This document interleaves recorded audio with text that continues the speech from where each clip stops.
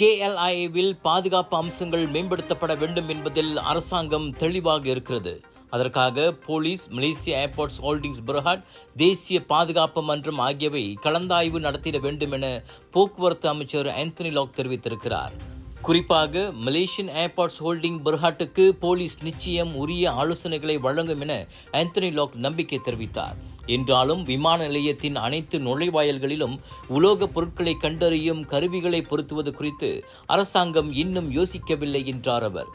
KLIA உள்ளிட்ட விமான நிலையங்களில் பாதுகாப்பு நடைமுறைகள் குறித்த SOP-களில் எந்தவொரு மாற்றங்களையும் செய்யும் முன் முக்கிய அம்சங்கள் சிலவற்றை முதலில் பரிசீலிக்க வேண்டியிருப்பதாக அமைச்சர் சொன்னார். ஞாயிற்றுக்கிழமை அதிகாலை KLIA-வில் ஆடவர் ஒருவர் துப்பாக்கிச் சூட்டை நடத்தியதை அடுத்து அந்த அனைத்துலக விமான நிலையத்தில் பாதுகாப்பு அம்சங்கள் பன்மடங்கு அதிகரிக்கப்பட வேண்டுமென பரவலாக கோரிக்கை எழுந்துள்ளது குறிப்பிடத்தக்கது. துப்பாக்கிச் சூட்டை நடத்தி ஒருவருக்கு காயம் விளைவித்துவிட்டு தப்பியோடிய 38 வயது நபர் நேற்று கோத்தபாருவில் கைதானார்.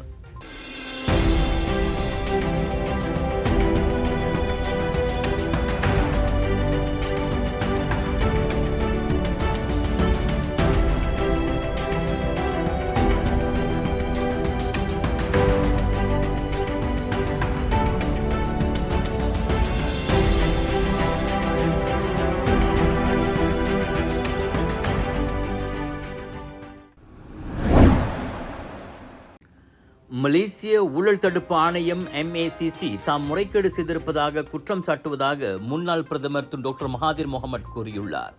தனது மகன் மிர்சானுக்கு MACC அனுப்பியிருக்கும் நோட்டீஸில் தம் பெயரை நேரடியாகவே குறிப்பிட்டு அவ்வாணையம் அதனை உறுதி செய்துள்ளதாக மகாதீர் தெரிவித்தார். தனது அடையாள அட்டை எண்களும் அதில் இடம்பெற்றிருப்பதாக அவர் சொன்னார். நான் அறிந்தவரை என்னை யாரும் விசாரித்ததில்லை. அப்படி இருக்க நான் குற்றமிழைத்திருப்பதாக MACC நோட்டீஸில் தெரிவிக்கப்பட்டிருப்பது ஏன் என அந்த முதுபெரும் அரசியல்வாதி கேள்வி எழுப்பினார். கோடிக்கணக்கில் சொத்துக்களை குவித்திருப்பதாக காலமாகவே என் மீது விமர்சனங்கள் வைக்கப்பட்டு வருகின்றன. ஆனால் ஒருமுறை கூட அவை நிரூபிக்கப்படவில்லை.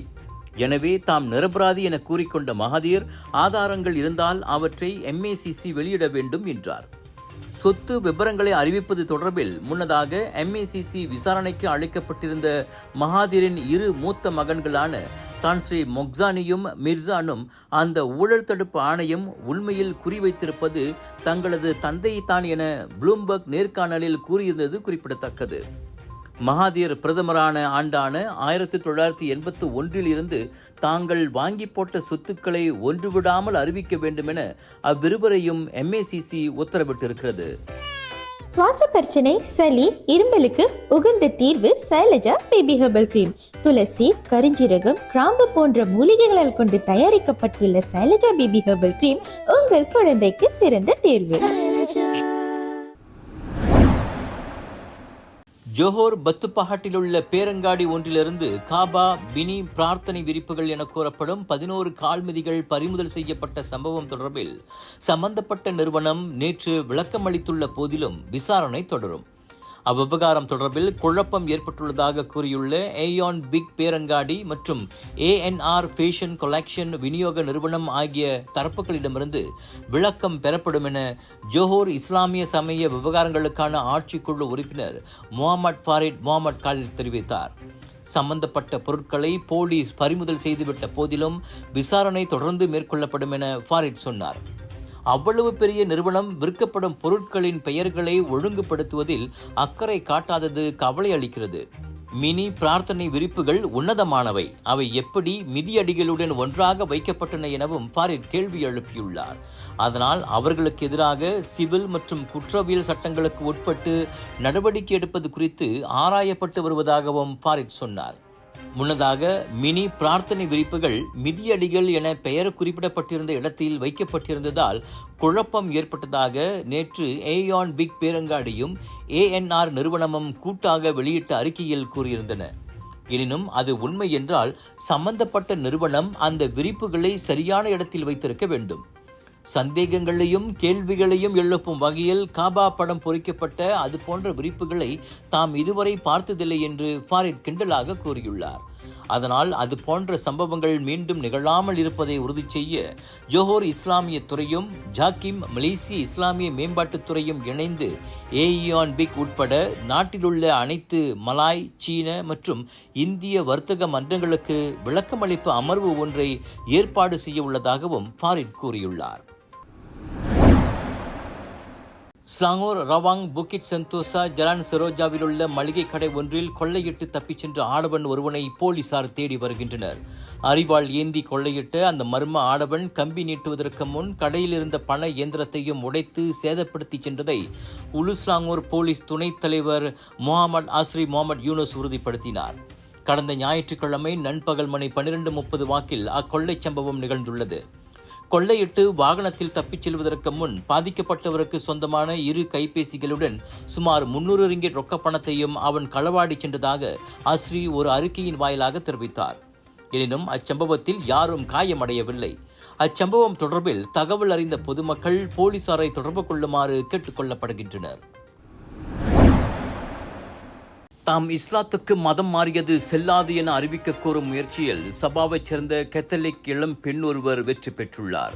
தன்னை திருமணம் செய்து கொள்வதாக வாக்குறுதி அளித்திருந்த முஸ்லிம் ஆடவருடனான உறவு முறிந்துவிட்டதால் தாம் மதம் மாறியது இனியும் செல்லாது என 21 வயது அப்பெண் வழக்கு மனுவில் குறிப்பிட்டிருந்தார். 2020 மதம் மாறிய போது தமக்கு 17 வயதுதான் என்றும் பெற்றோரின் ஒப்புதலோடு அது நடக்கவில்லை என்றும் மூரூர் பழங்குடியினரைச் சேர்ந்த அப்பெண் சுட்டிக்காட்டியிருந்தார். சட்டப்பூர்வமான திருமணத்திற்கு மதம் மாற்றம் கட்டாயம் அவசியம் என தனது அப்போதைய காதலன் சொன்ன ஒரே காரணத்திற்காகவே மதம் மாறிட அப்பெண் சம்மதித்துள்ளார். இப்போது காதலனே இல்லை என்று ஆகிவிட்ட பிறகு தாம் மதம் மாறியது எப்படி செல்லும் என அவர் கேள்வி எழுப்பியிருந்தார். 2022ஆம் ஆண்டு இருவருக்கும் இடையிலான உறவு முறிந்து தாம் முஸ்லிம் என்பதை ரத்து செய்ய அப்பெண் பலமுறை முயற்சி மேற்கொண்டும் பலன் கிடைக்கவில்லை. இதை அடுத்துதான் அவர் நீதிமன்றத்தின் உதவியை நாடியுள்ளார். வழக்கை விசாரித்த பினாங்கு உயர்நீதிமன்ற நீதிபதி குவே சியூ சுன் மதம் மாறிய போது அப்பெண் வயது குறைந்தவர் என்பதால் தாய், தந்தை என இருவரின் ஒப்புதலும் பெறப்பட்டிருக்க வேண்டும். ஆனால் அப்படி செய்யப்படவில்லை என்பதால் அப்பெண்ணின் மதமாற்றம் தொடக்கத்திலிருந்தே செல்லாது. எனவே அவர் இன்னமும் கத்தோலிக்கரே என நீதிபதி தீர்ப்பளித்தார். அதோடு தற்போது பினாங்கில் உணவக பணியாளராக இருக்கும் அப்பெண்ணின் விவரங்களை முவாலாஃப் பட்டியலிலிருந்து உடனடியாக நீக்கிவிடுமாறு மாநில இஸ்லாமிய மன்றத்தையும் முவாலாஃப் பதிவதிகாரியையும் நீதிபதி உத்தரவிட்டார். தனது தந்தையால் விபச்சாரத்தில் ஈடுபடுத்தப்பட்ட 11 வயது சிறுமியை பாலியல் பலாத்காரம் செய்த வழக்கில் பாகிஸ்தான் ஆடவன் ஒருவனுக்கு விதிக்கப்பட்ட 12 ஆண்டுகள் சிறை தண்டனையும் 5 பிரம்படைகளையும் ஷாலாம் உயர்நீதிமன்றம் இன்று நிலைநிறுத்தியுள்ளது. அதோடு 39 வயது யூசப்கள் எனும் அவ்வாடவனுக்கு சிறையில் இருக்கும்போது விதிக்கப்பட்ட புனர்வாழ்வு ஆலோசனை மற்றும் தண்டனை முடிந்த பிறகு 3 ஆண்டுகள் போலீஸ் கண்காணிப்பில் இருக்க வேண்டும் எனும் உத்தரவும் நிலைநிறுத்தப்பட்டுள்ளது. குற்றவாளி குற்றத்தை ஒப்புக்கொண்டுள்ளான். பாதிக்கப்பட்ட சிறுமியை அடையாளம் காட்டியுள்ளான். அதோடு பாதிக்கப்பட்ட சிறுமியும் தன்னை கற்பழித்தவர்களில் அவ்வாடவனும் அடங்குவான் என்பதை உறுதி செய்துள்ளார். அதனால் அவனுக்கு செக்ஷன் நீதிமன்றம் விதித்த தீர்ப்பை மாற்றவோ குறைக்கவோ வேண்டிய அவசியம் இல்லை என நீதிபதி ரோசியானத்தி அஹ்மத் கூறியுள்ளார். 2018ஆம் ஆண்டு நவம்பரில் ஹூலு லாங்காட்டில் உள்ள ஆடம்பர அடுக்குமாடி குடியிருப்பு ஒன்றில் அவன் அச்சிறுமியை கற்பழித்தது குறிப்பிடத்தக்கது. ட்விட்டர் என முன்பு அழைக்கப்பட்ட சமூக ஊடக தளமான எக்ஸ் இனி தனது புதிய பயனர்களுக்கு கட்டணத்தை அறிமுகப்படுத்த உள்ளது. உள்ளடக்கத்தை பதிவேற்றம் செய்வது, லைக் இடுவது, பதிலளிப்பது மற்றும் புக்மார்க் செய்தல் போன்ற செயல்பாடுகளை அந்த கட்டணம் உள்ளடக்கியிருக்கும் என அதன் தலைமை செயல்முறை அதிகாரி ஈலான் மாஸ்க் கூறியுள்ளார். எக்ஸ் புதுப்பிப்புகளுக்காக நன்கு அறியப்பட்ட மூலமான எக்ஸ் டெய்லி நியூஸ் அதனை உறுதிப்படுத்தியுள்ளது. அதனால் இனி எக்ஸ் சமூக ஊடகத்தில் இணைய விரும்பும் புதிய பயனர்களுக்கு வருடாந்திர அடிப்படையில் அந்த கட்டணம் விதிக்கப்படும் என கூறப்படுகிறது.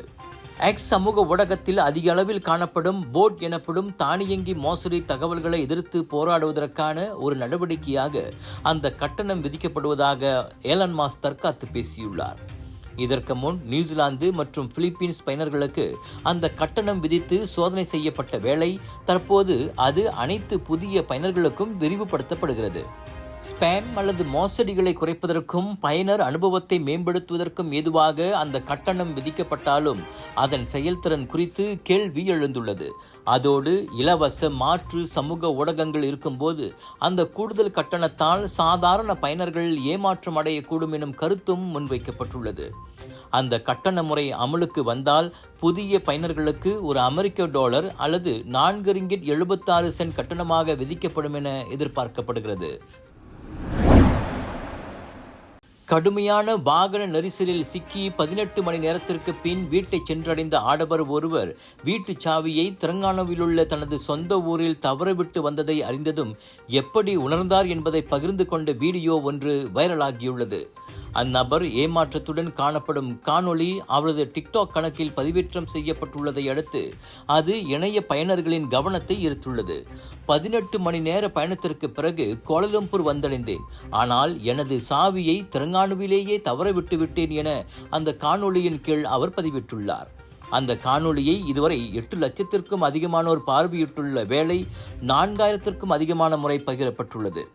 தற்போது வாகன நெரிசல் இல்லை, தெலங்கானாவிற்கு சென்று சாவியை எடுத்து வாருங்கள் என இணைய பயனர்கள் சிலர் கூறியுள்ள வேளை அஞ்சலில் அனுப்பச் சொல்லுங்கள் எனவும் சிலர் கருத்துரைத்துள்ளனர்.